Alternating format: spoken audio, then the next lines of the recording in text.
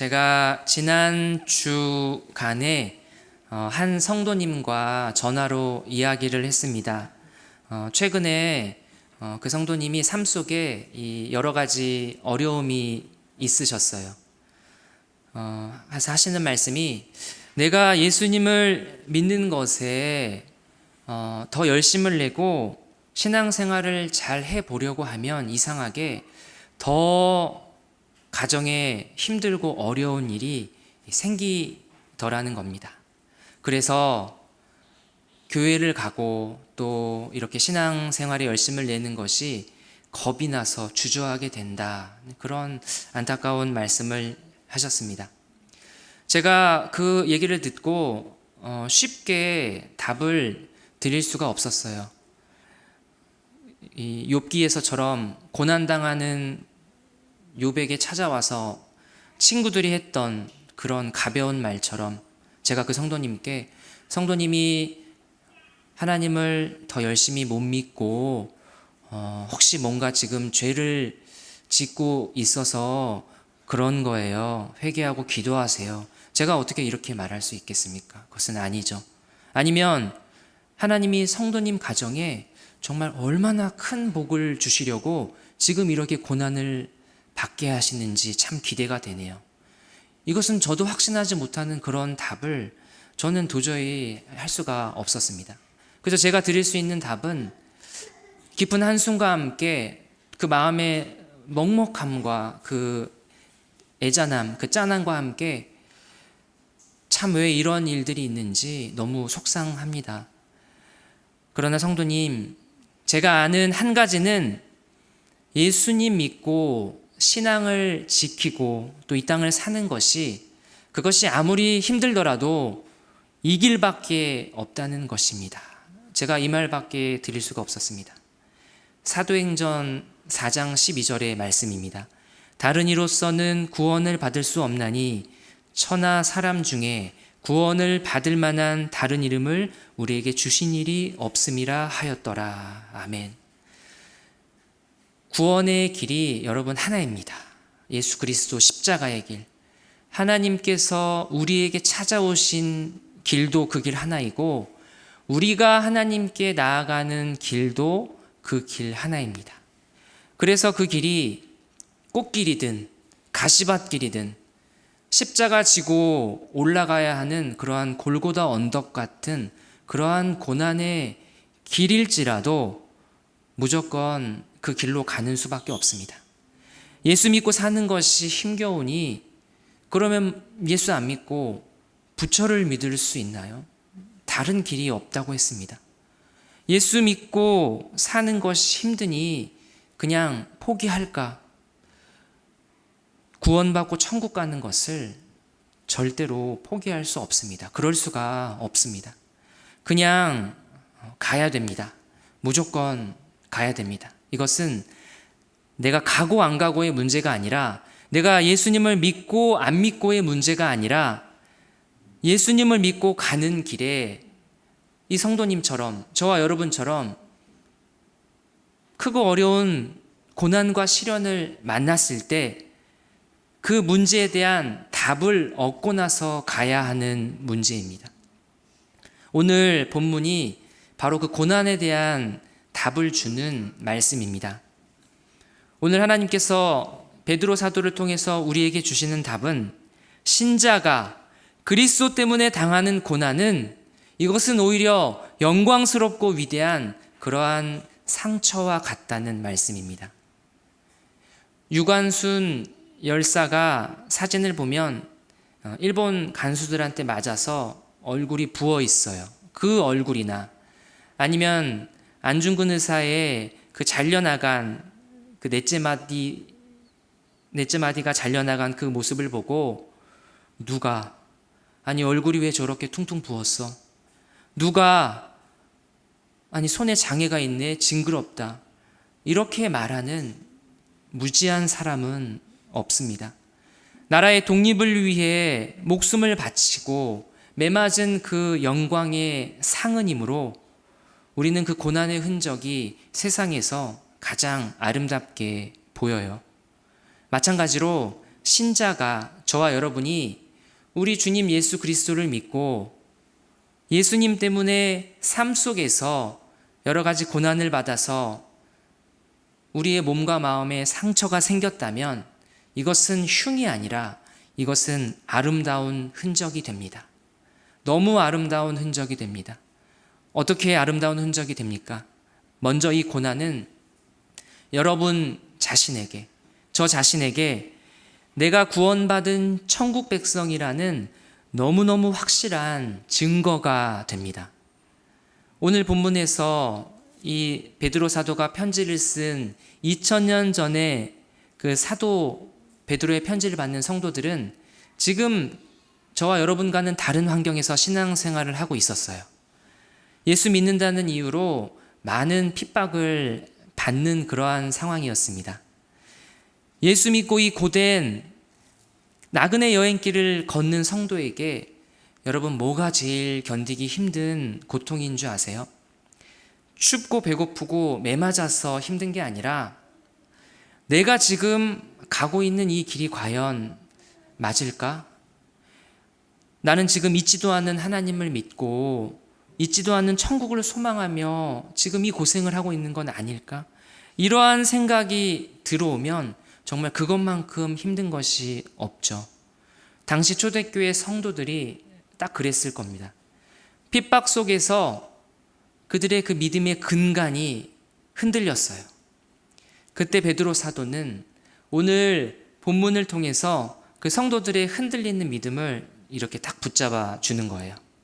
핍박 중에 있던 성도들이 의심하며 흔들리며 이렇게 묻습니다. 예수 믿는데 왜 이렇게 삶이 힘들어? 우리 지금 엉뚱한 거 믿는 거 아니야? 하나님 계신 거 맞아? 그때 베드로 사도가 대답합니다. 성도 여러분, 고난받고 계시군요. 예수님을 믿고 따르는데 자꾸만 방해가 있고 사람들이 당신을 더 괴롭히는군요. 축하합니다. 당신은 구원받은 그리스도인이라는 것이 확실합니다. 베드로 사도는 이 말을 했어요. 이렇게 확신을 가졌어요. 여러분, 베드로 사도가 어디에서 이런 확신을 얻었을까요? 예수님께서 이미 베드로와 제자들에게 정말 여러 차례 말씀해 주셨어요. 요한복음 15장 20절에 보면 주님께서 말씀하십니다. 제자들에게 말씀하십니다.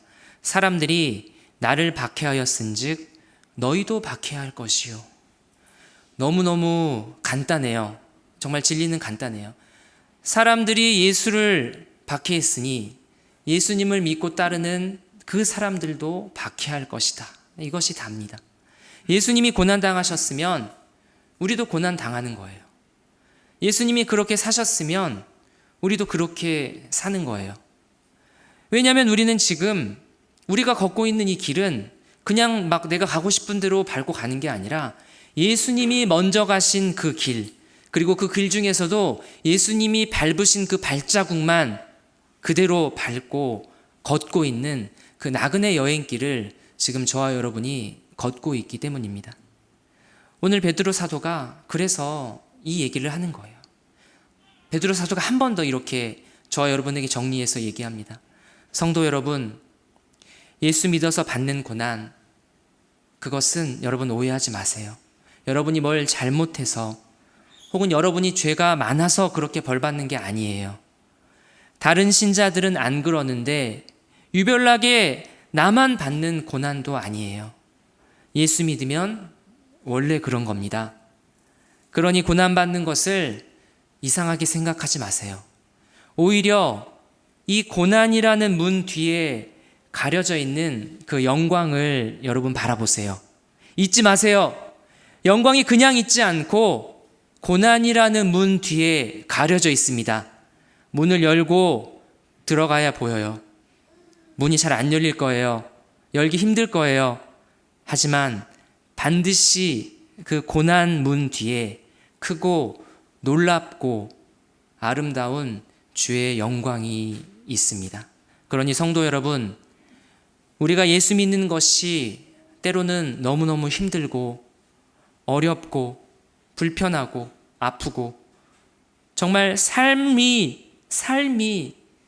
그 징글징글한 삶이 우리의 삶을 속일지라도 포기하지 말고 끝까지 이 길을 가야 합니다. 왜냐하면 이 길만이 우리가 사는 길이고 이 길 끝에 이 고난스러운 저와 여러분의 그 삶의 문 뒤에 우리가 상상도 못할 크고 놀라운 영광의 영광이 기다리고 있기 때문입니다.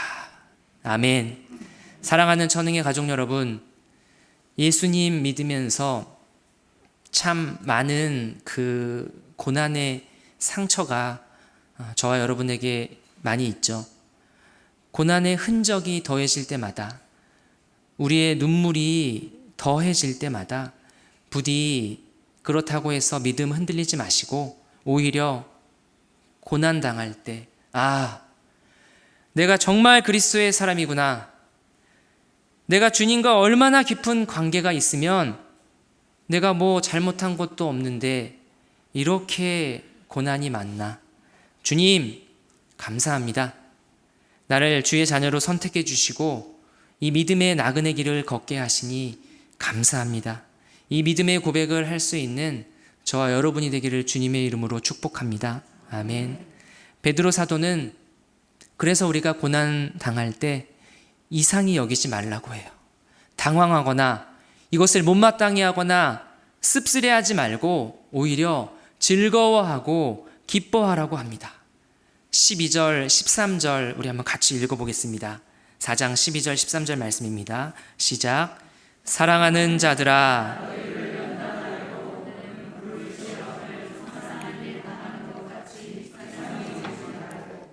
오히려 너희가 그리스도의 고난에 참여하는 것으로 즐거워하라. 이는 그의 영광을 나타내실 때에 너희로 즐거워하고 기뻐하게 하려 함이라. 아멘. 고난을 즐거워하래요. 쉽지 않죠. 그런데 그 이유도 있어요. 왜 고난을 즐거워하라고 하냐면 우리가 예수님을 믿기 때문에 고난받는다는 것은 지금 우리가 그리스도의 고난에 함께 참여하고 있다는 것이고, 그 고난에 참여한다는 것은 고난뿐 아니라 그리스도의 영광에도 함께 참여하고 있다는 것이기 때문입니다. 예를 들어서 어느 회사에서 이제 직원들 전체가 그 한 주간 이 점심을 안 먹거나 아니면 커피를 안 마시고 그것을 잘 모아서 구제금으로 기부를 했어요. 그때 이제 회사 대표가 모은 돈을 가지고 그 단체에다가 전달하면서 이제 이런 말을 하죠. 저희 회사가 이런 귀한 사업에 동참할 수 있어서 참 영광입니다. 이런 말을 하죠. 마찬가지로 우리도 똑같아요. 우리도 지금 주님이 하시는 그 사업에 저와 여러분이 지금 동참하는 거예요. 여러분, 주님이 사업하시죠? 무슨 사업을 하시죠? 영혼 구원의 사업을 하십니다. 그래서 저희가 말해요. 주님, 제가 주님의 이 위대한 구원 사업에 동참할 수 있어서 영광입니다. 여러분, 근데 우리가 뭘로 주님의 그 구원 사업에 동참했나요? 뭘로요? 고난으로. 주님의 고난에 참여하는 것으로 그것에 함께 했습니다. 제가 그래서 주님의 이 고난에 정말 진하게 참여했던 어느 한 사람을 소개해 드리겠습니다. 이름은 리처드 원브란트라는 이 루마니아의 한 목사님이에요. 이 목사님은 1900년대 중반에 자기 나라 루마니아에 공산주의가 몰려 들어왔을 때 공산주의와 기독교는 함께 할 수 없다. 그래서 이제 공산주의에 저항을 하다가 감옥에 갇혀서 무려 14년이나 극심한 고문을 당했어요. 그의 실제 이야기를 다룬 그리스도를 위한 고난이라는 책에 다음과 같은 내용이 있습니다. 제가 읽어드릴게요. 리처드는 자신의 몸이 망가지고 있음을 알고 있었다. 교도관들은 척추 4개와 다른 뼈들을 많이 부러뜨렸다. 살갗은 베어졌고 갈라져 터졌으며 칼로 계속 공격당해 흉터가 졌다. 인두로 지지는 고문은 근육 조직에 구멍이 18개나 생겨나게 했고 리처드는 영양실조와 수면 부족으로 면역력이 떨어졌다. 매일 저녁이면 반쯤 죽은 사람으로 감방에 누워 얼마 남지도 않은 육신의 힘을 다 끌어모아 잠시 후에 있을 새벽 고문을 대비해야 했다. 그러나 그렇게 몸이 상했지만 리처드는 전에는 절대 느껴보지 못한 어떤 치유가 자신에게 일어나고 있음을 깨달았다. 교도관을 상대할 때마다 리처드는 자신의 몸에서 분노와 증오가 떠나는 것을 느낄 수 있었다. 신문관에 대해 악담을 퍼붓는 다른 많은 죄수와 달리 리처드는 그들을 사랑하기 시작했다. 리처드는 고문을 얼마나 견딜 수 있는지가 아니라 고문하는 자들을 내가 얼마나 사랑할 수 있는지를 기준으로 하나님이 자신을 심판하실 것이라는 결론을 내렸다. 이 원브란트 목사님, 이 목사님은 그렇게 감옥에서 정말 그 끔찍한 고문을 다 견뎠어요. 끝까지. 그리고 그리스도를 부인하지 않았어요. 왜 고문을 하냐면 네가 알고 있는 다른 지하 이 교회에 숨어 있는 다른 목사님들을 밀고 하라고 고문을 하는 건데, 이 원브란트 목사님은 끝까지 밀고 하지 않았어요. 그리고 그뿐 아니라 감옥에서 만난 다른 죄수들한테 복음을 전했고, 심지어 자신을 고문하는 이 죄수들을 미워하지 않고 오히려 그들을 위해서 기도하고 사랑했어요. 그렇게 그리스도의 고난에 참여했습니다. 오늘 저와 여러분은 어떤가요? 오늘 우리 시대에 저와 여러분의 제일 큰 문제는 뭐냐면 그리스도의 고난에 동참한다, 참여한다. 이 말 자체가 어색해요. 그리스도의 고난에 동참한다는 게 도무지 무슨 말인지 이해도 안 되고 나와는 상관없이 이 마음에 와닿지도 않아요. 왜냐하면 저와 여러분이 삶 속에서 많은 고통을 겪는 것은 사실인데, 그러나 정작 그 삶의 고통이 그리스도의 고난과는, 예수님과는 상관없는 일들인 경우가 너무너무 많기 때문입니다. 아침에 알람 소리를 듣고 깨서 녹초가 돼서 다시 밤에 침대에 눕기까지, 그 길고 고단한 우리의 하루는 우리 주님과 솔직히 상관이 있는 하루였나요? 목사인 저조차 하루 종일 교회 안에 있거든요. 그런데 교회 안에 있는 것이지 주님 안에 없이 지나는 날들이 많아요. 심지어 제가 설교를 준비하고 교회 사역을 하면서도, 그러면서도 주님과 상관없이 할 때도 있어요. 문제가 많죠.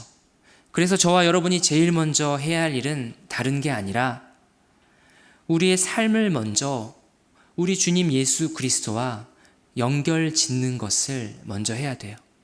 오늘 내가 직장을 다니는 이유, 오늘 내가 사업을 하고 돈을 벌어서 먹고 사는 이유가, 그것이 과연 예수 그리스도와 무슨 상관이 있나? 그것부터 바로 알고 바로 잡고 연결 지어야 한다는 것입니다. 여러분, 이것을 어떻게 연결 지을까요? 우리가 베드로전서에서 배운 것이 하나 있습니다. 그것은 내가 누구인가라는 그 질문에 이렇게 답을 하는 거예요. 내가 누구인가? 나는 이 땅에서 나그네이다. 이 땅에서 하나님의 제사장으로 살아간다. 그래서 착한 나그네의 선한 행실로 이 땅을 살아가며 믿지 않는 사람들에게 그리스도의 그 아름다운 향기를 맡게 해서 그들을 하나님께로 이끌어 오는 것이, 이것이 나의 사명이고 이것이 내가 오늘 이 땅을 살아가는 이유이다. 여러분, 이 질문과 이 답을 저와 여러분이 하는 것입니다. 우리가 정말로 진심으로 이 고백을 여러분 할 수 있기를 바랍니다. 이렇게 간절히 기도하시고 나서, 그리고 나서 오늘 저와 여러분이 서 있는 그 현장, 저와 여러분이 살고 있는 그 자리에서 우리에게 주어진 그리스도의 고난의 그 분량을 감당하는 것입니다. 어떻게 해요? 세상 속에서 다른 거 다 못해도 괜찮아요. 그러나 우리가 적어도 착한 나그네로 선한 행실로 이 땅을 살아가며 그렇게 사는 것이 정말 나에게는 너무너무 죽을 만큼 힘든 일이지만, 그러나 주의 말씀을 따라 그렇게 착한 나그네로 이 세상을 살아가는 것입니다. 미워하지 않고요. 미워하지 말고 사랑하면서 그렇게 살아가는 것입니다. 교만하지 않고 겸손히 집착하지 않고 이 세상을 나그네로 그렇게 살아가는 것이 오늘 저와 여러분의 그 삶의 현장에서 그리스도의 고난에 참여하는 것인 줄 믿습니다. 여러분, 그러면요, 여러분이 무엇을 받는다고요? 부귀영화와 만사형통이 아니라 고난을 받게 됩니다. 고난을 받으면 또 어떻게 하라고요? 내가 이렇게 했는데도 고난을 받다니 내가 정말 참 구원받은 그리스도인이라는 것이 확실하구나 하면서 즐거워하는 겁니다. 아멘. 이렇게 평생 사는 거예요. 그러면 이게 힘드니까 세월이 흐름과 함께 저와 여러분 안에 이 그리스도의 고난에 동참하면서 생긴 그 고난의 흔적이 켜켜이 쌓여가요. 주름처럼 쌓여가요. 여러분, 주름 보기 싫어하시죠? 그런데 이것은 그냥 주름이 아니라 그리스도를 위한 고난의 주름이기 때문에 너무너무 아름다운 주름이에요. 정말 놀라운 것은 저와 여러분의 모습 속에 보이는 그 쌓여있는 그 그리스도의 고난의 흔적을 다른 사람들도 보거든요. 그 흔적을 보고 놀랍게도 그 흔적 속에 살아계신 하나님의 그 증거를 또 한 번 발견하게 되는 겁니다. 이게 바로 저와 여러분이 살아가는 목적, 하나님의 제사장의 사명으로 살아가는 모습입니다.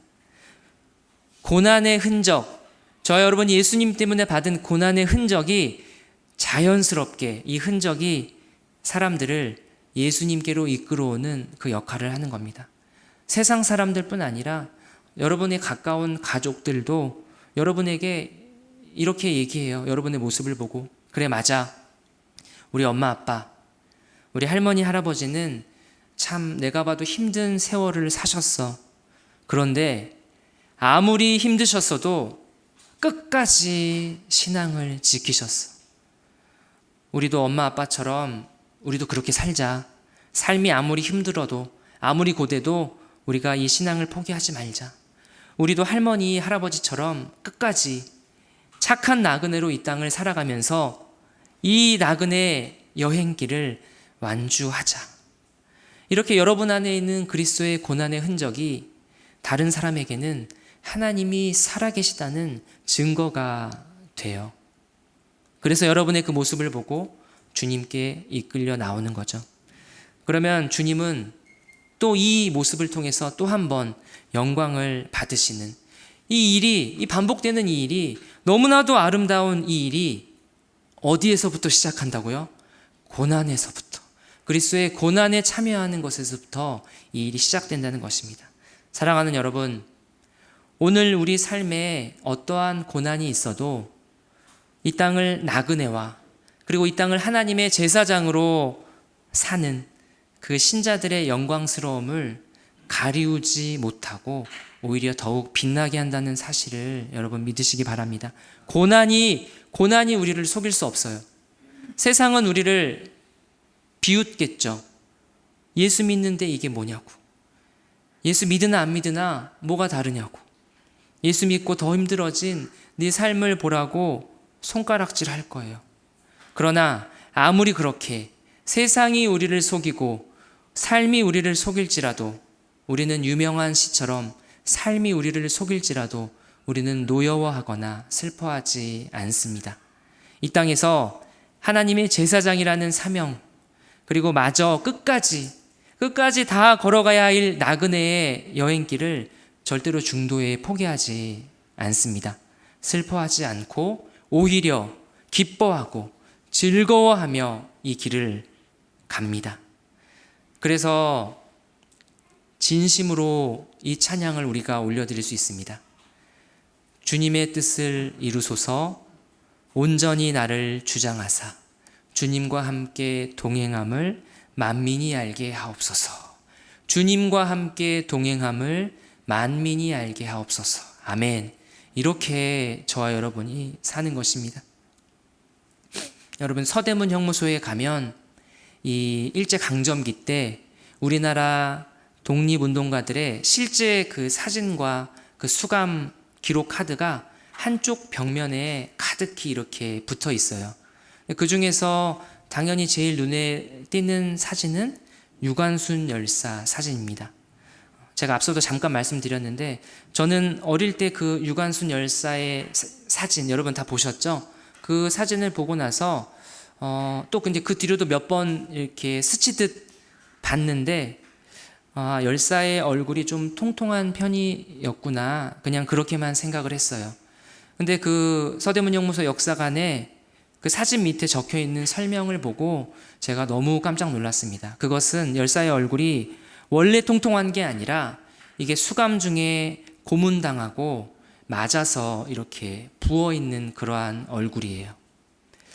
제가 그 얘기를 듣고 읽는 순간 정말 제 몸에서 피가 이렇게 들끓는 게 느껴졌어요. 왜 그러냐면 먼저는 그 깨끗하고 가녀린 그 소녀의 얼굴을 그 더럽고 그 투박한 손으로 막 가차없이 때렸을 그 일본 간수들에 대한 분노가 일단 먼저 일었고, 그 다음은 참 나 같은 후손들에게 빼앗긴 나라를 되찾아주기 위해서 목숨을 바친 그 열사의 고난의 상처를 알아보지 못하고 아무 관심도 없이 그냥 살았던 참 제 모습이 한심해서 또 두 번째로 피가 끓었었습니다. 저는 그날 제가 아는 그 어떤 여성보다 그 유관순 열사의 맞아서 부은 얼굴이 세상에서 가장 아름답게 보였습니다. 여러분, 고난 자체는 아름답지 않아요. 이게 차갑고 아프고 외로워요. 그러나 그 고난이 무엇을 위한 고난이었는지를 알게 되면 어느새 그 고난의 흔적이 감추고 있던 밑에 깔려있던 그 아름다움들이 드러나는 거예요. 나라의 독립을 위해 목숨을 바치며 매맞은 그 고난의 상처가 아름답고, 그보다 더 예수 믿고 복음으로 이 세상을 사는 동안에 그 가운데 생겨난 신자들의 그 고난의 흔적이 아름답습니다. 오늘 저와 여러분에게는 이 그리스도의 고난의 흔적이 있는지 우리가 돌아볼 수 있기를 바랍니다. 고난도 없고 흔적도 없고 심지어 그리스도마저 없는 삶을 살고 있는지 오늘 저와 여러분의 삶을 돌아볼 수 있기를 간절히 바랍니다.